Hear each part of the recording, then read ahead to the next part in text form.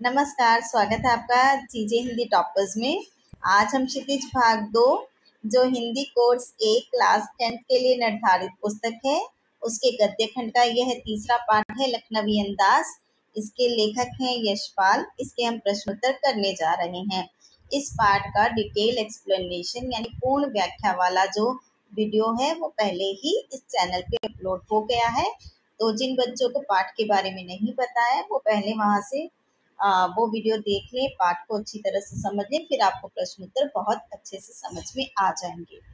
पहला प्रश्न है, लेखक को नवाब साहब के किन हाव भावों से महसूस हुआ कि वे उनसे बातचीत करने के लिए तनिक भी उत्सुक नहीं है। देखिए, हाव भाव का अर्थ होता है एक्सप्रेशन, तनिक का मतलब होता है बिल्कुल भी। उत्तर है, जब लेखक सेकंड क्लास के डिब्बे में घुसा उसमें नवाब साहब बैठे थे, वो पहले से ही बैठे थे। लेखक के आने से उनकी आंखों में एकांत चिंतन का अर्थ होता है अकेले में सोचना। एकांत चिंतन में असंतोष दिखाई दिया तथा नवाब साहब ने संगति का अर्थ होता है मेल जोल, मेल मिलाप के लिए कोई उत्साह नहीं दिखाया। वह ट्रेन की खिड़की से बाहर देखते रहे। लेखक को उनके हाव भाव से महसूस हुआ कि वह उससे बातचीत करने के लिए तनिक भी उत्सुक नहीं है। प्रश्न 2 है, नवाब साहब ने बहुत ही यत्न से खीरा काटा। नमक मिर्च बुरका, बुरका का अर्थ होता है छिड़कना। अंततः का अर्थ होता है आखिर में, अंत में सूंघ कर ही खिड़की से बाहर फेंक दिया। उन्होंने ऐसा क्यों किया होगा? उनका ऐसा करना उनके कैसे स्वभाव को इंगित करता है। इंगित करना, प्रदर्शित करना, ठीक है। स्वभाव को इंगित करने का अर्थ है स्वभाव को प्रदर्शित करता है या स्वभाव को प्रकट करता है, दिखाता है। तो इसका उत्तर है, नवाब साहब अकेले में बैठे बैठे खीरे खाने की तैयारी कर रहे थे, परंतु लेखक को सामने देखकर उन्हें अपनी नवाबी दिखाने का अवसर मिल गया। उन्होंने दुनिया की रीत का अर्थ होता है तरीका, तो दुनिया की रीत से हटकर खीरे सूंघे और बाहर फेंक दिए। इसके पीछे नवाब साहब के मन में अपनी नवाबी यानी अमीरी जमाने का भाव रहा होगा।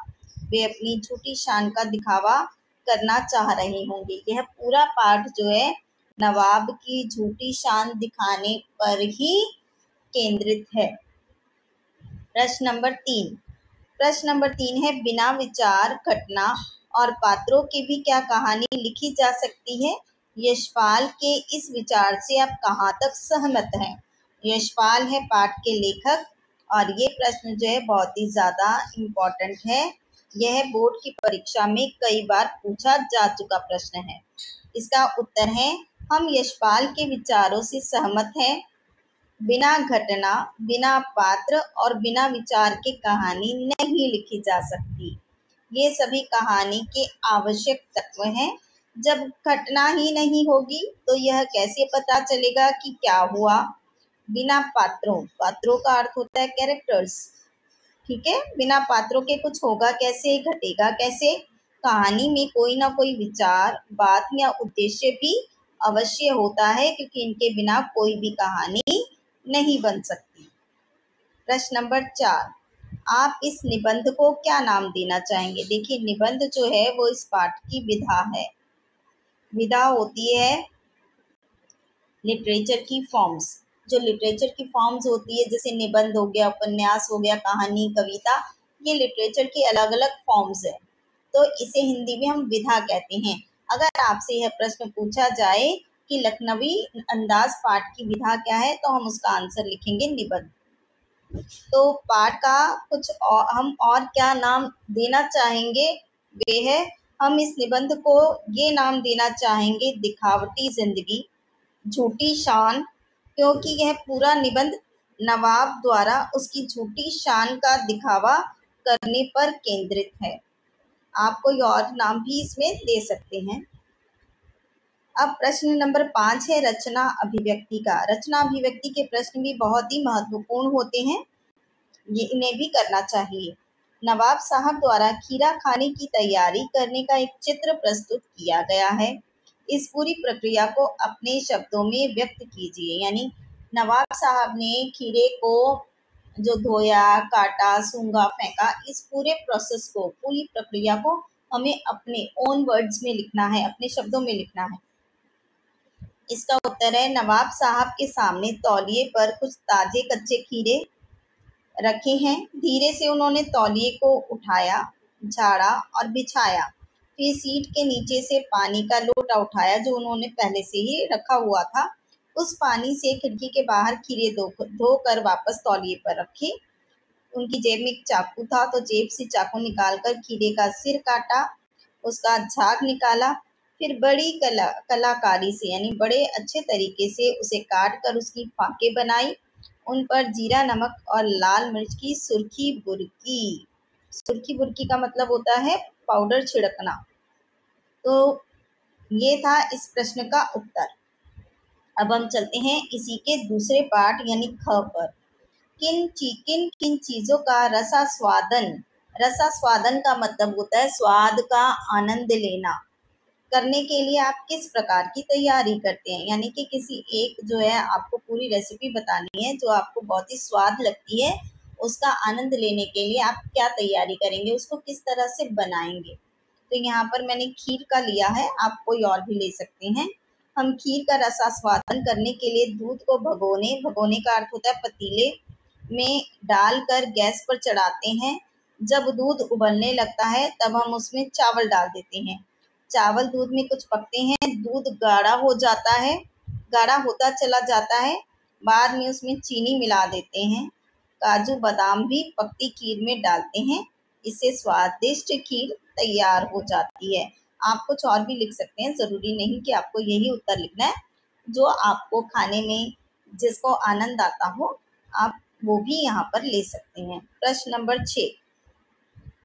6 है, खीरे के संबंध में नवाब साहब के व्यवहार को उनकी सनक कहा जा सकता है। सनक होता है जो काम को, ऐसा कोई विचार या ऐसा कोई तरीका जो हम अलग ही हटकर करते हैं।